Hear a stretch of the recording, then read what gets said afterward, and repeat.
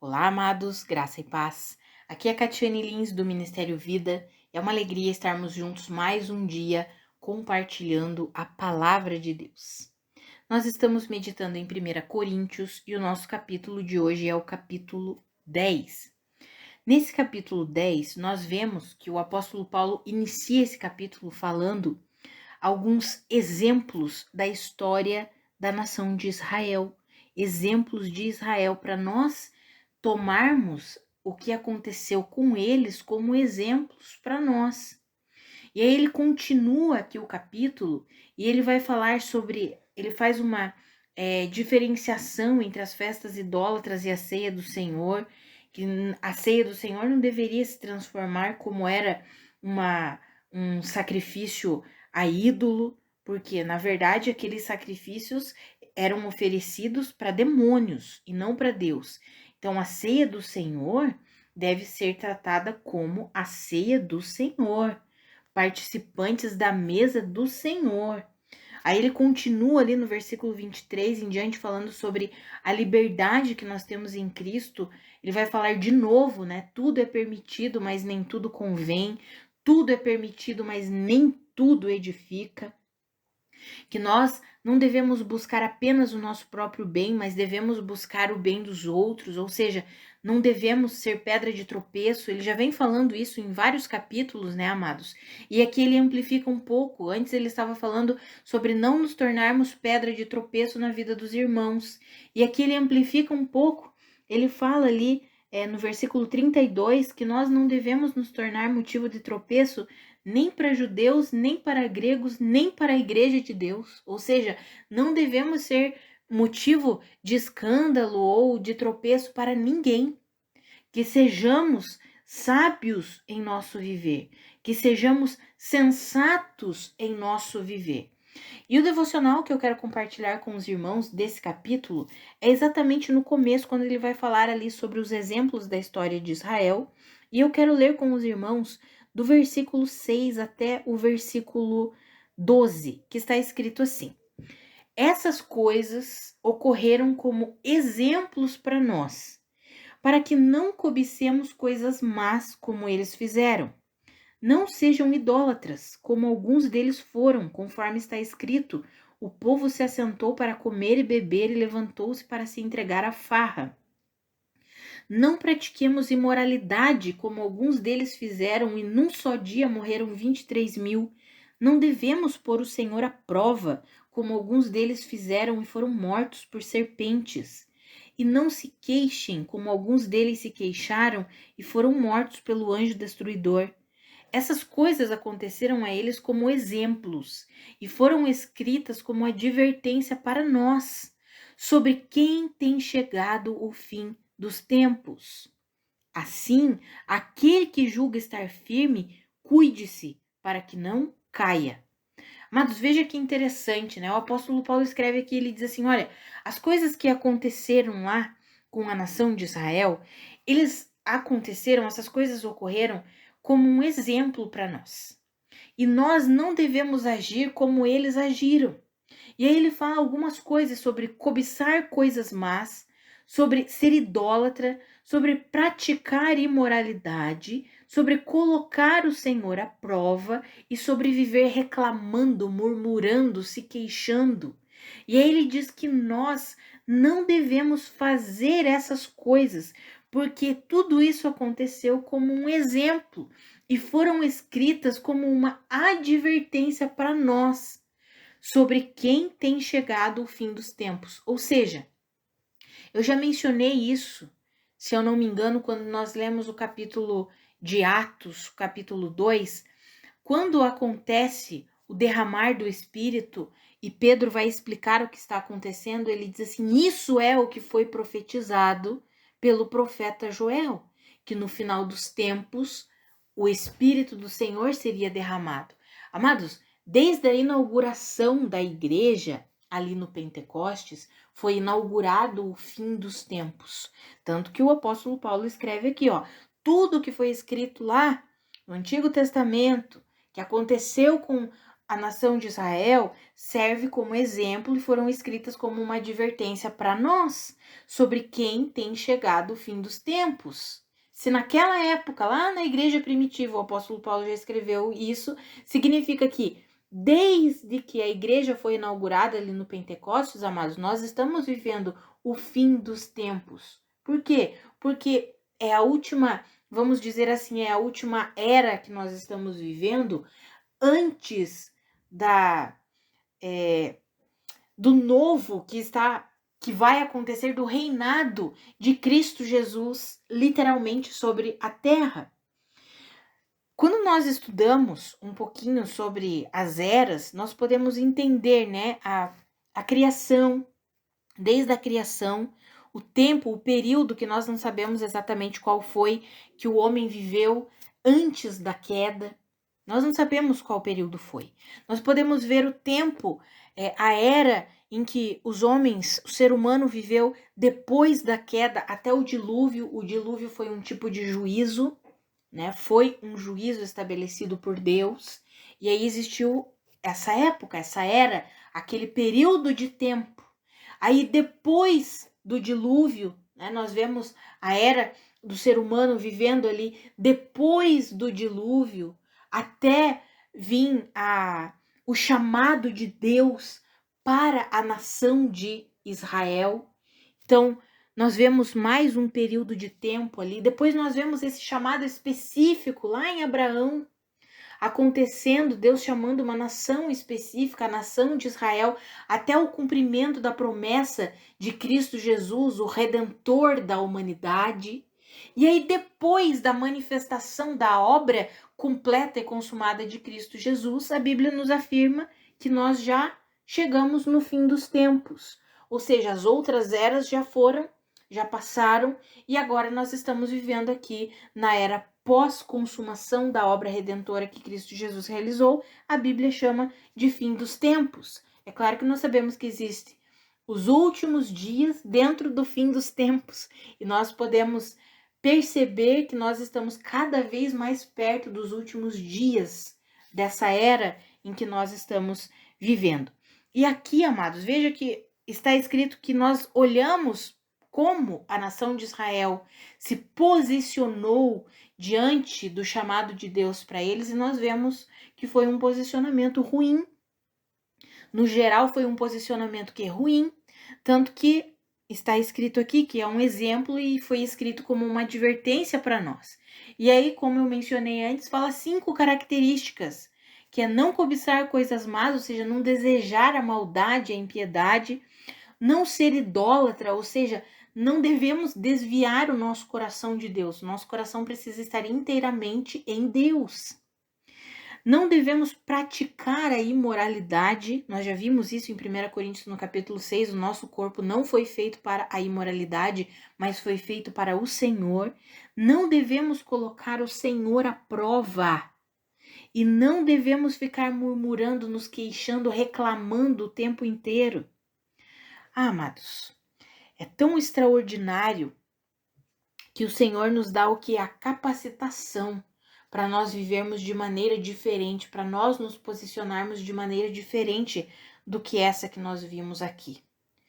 Tanto que no versículo 13, a palavra diz assim, que não sobreveio a vocês tentação que não fosse comum aos homens, e que Deus é fiel e Ele não permitirá que nós sejamos tentados além do que nós podemos suportar. Mas sempre que nós formos tentados, o Senhor mesmo providenciará um escape para que nós possamos o que? Suportar. Amados, que eu e você possamos compreender que não é porque nós estamos debaixo da graça de Deus que nós podemos viver uma vida desregrada. Pelo contrário, a graça de Deus, ela nos capacita para levarmos uma vida que honra a Deus, que glorifica a Deus.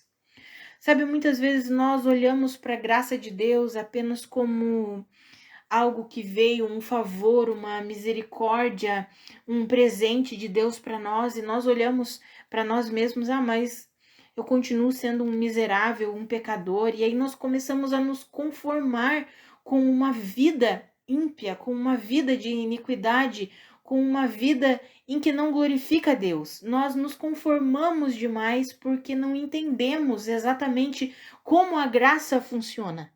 A graça, sim, ela nos regenerou, ela nos deu uma nova vida, ela é um favor, um presente de Deus para nós, mas a graça é a pessoa de Jesus Cristo manifesta.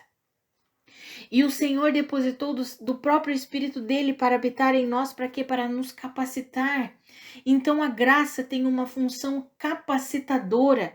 A graça nos capacita, nos fortalece, nos ensina, nos conduz para que a gente se posicione de uma forma diferente do que a nação de Israel se posicionou, do que aqueles homens e mulheres se posicionaram, reclamando, murmurando, cobiçando coisas más, preferindo o Egito do que o deserto ali com Deus. Amados, nós não devemos viver assim.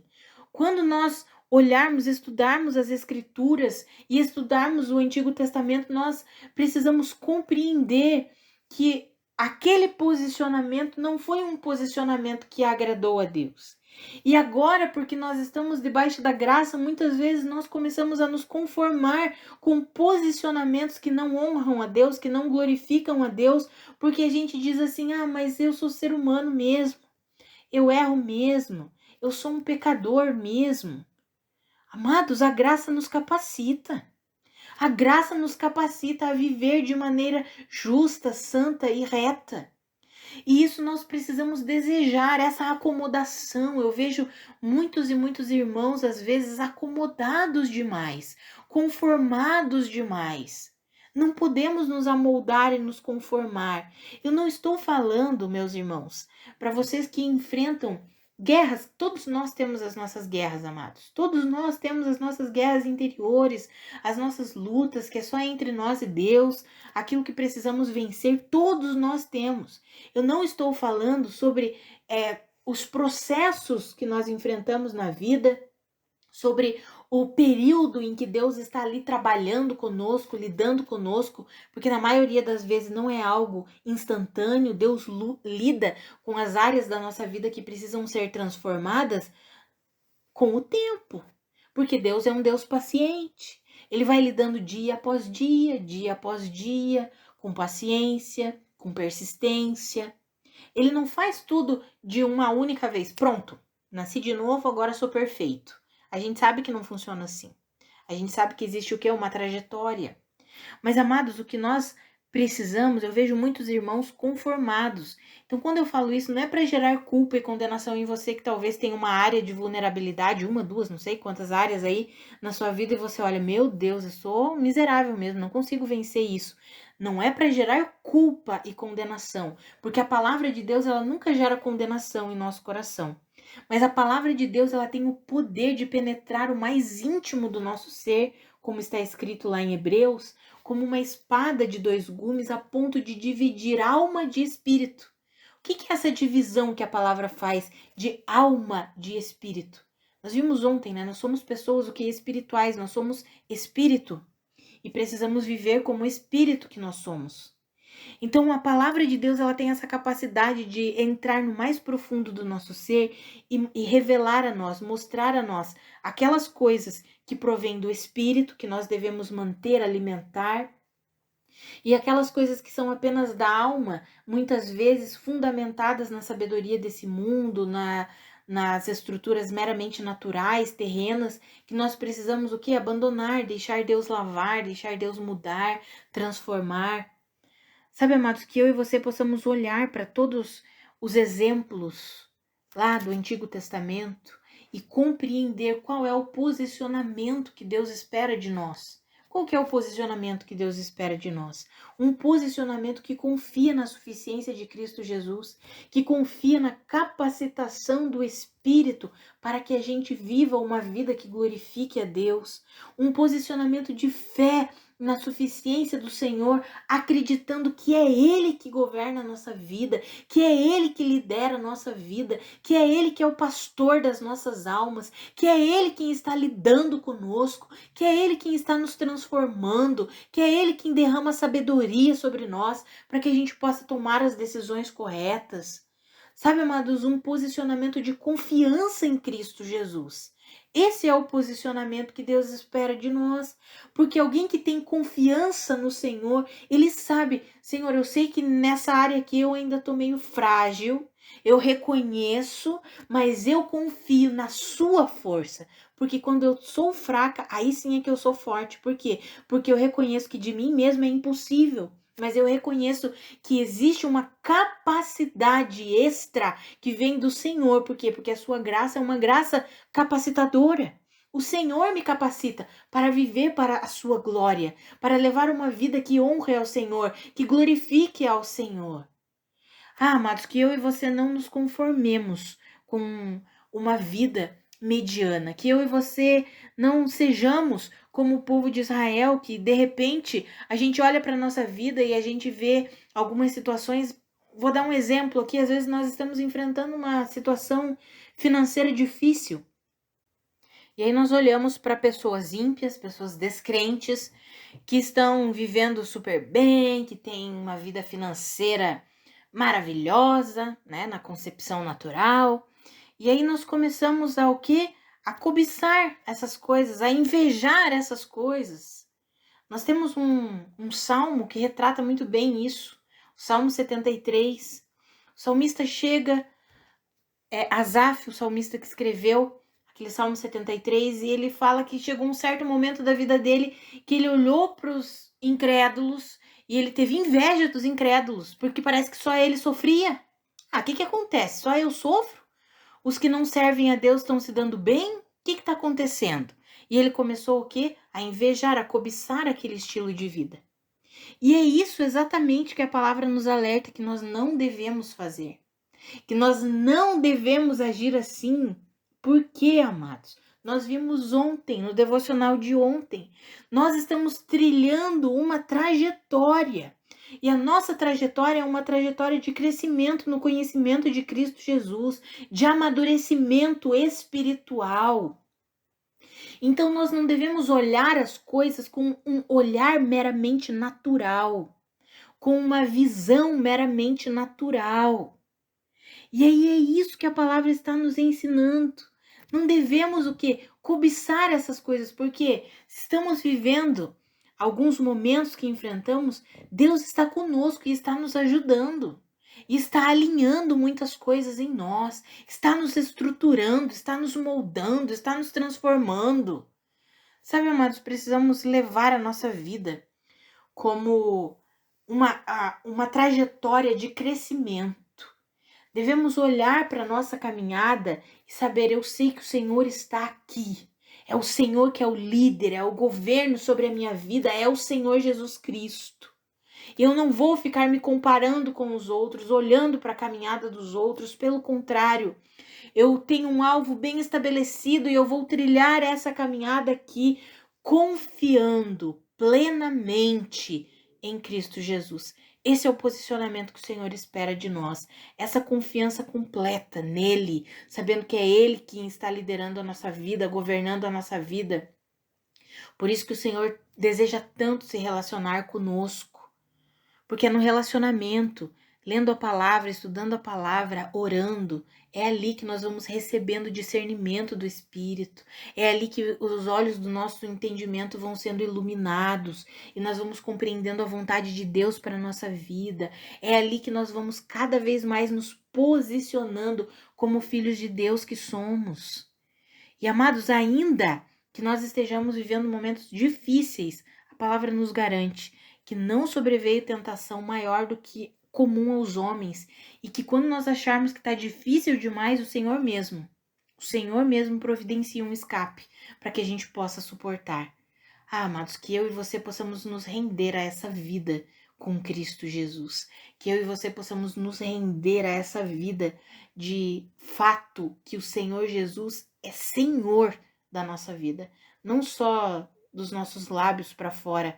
Ah, tu és Senhor da minha vida, Jesus Cristo. Não, que de fato ele seja o Senhor, aquele que reina, aquele que governa, aquele que instrui, aquele que corrige, aquele que aconselha. Ah, amados, que eu e você possamos viver assim, em nome de Jesus. Vamos orar? Pai, muito obrigada pela tua palavra. Muito obrigada pelo teu ensinamento. Pai, eu oro pela minha vida e pela vida dos meus irmãos para que nós possamos nos posicionar em completa confiança a Cristo Jesus, sabendo que é o Senhor quem lidera a nossa vida, sabendo que a sua graça nos capacita a vivermos de maneira santa, justa, reta, a glorificarmos o Senhor. Ah, Pai, que eu e os meus irmãos possamos de fato nos render a Ti, nos posicionar em completa confiança ao Senhor, que nós possamos olhar para as Escrituras e ver os exemplos, o posicionamento da nação de Israel como uma advertência para nós, para que nós não nos posicionemos assim, pelo contrário, que nós possamos compreender que nós pertencemos a Cristo, fomos comprados com um alto preço, nós somos do Senhor e a nossa vida é para a glória do Senhor. E o Senhor mesmo nos capacita e nos ajuda a viver para a sua glória, naquelas áreas que nós não conseguimos, que nós olhamos e pensamos não tem jeito, o Senhor vem com uma graça capacitadora, nos ajudando a romper os limites, a romper com tudo aquilo que tenta nos impedir de amadurecer em Cristo Jesus. Ah, Pai, que eu e os meus irmãos entendamos isso e possamos viver assim, em nome de Jesus. Amados, que a graça e a paz do nosso Senhor Jesus Cristo sejam multiplicadas sobre a sua vida. Um grande abraço e até amanhã.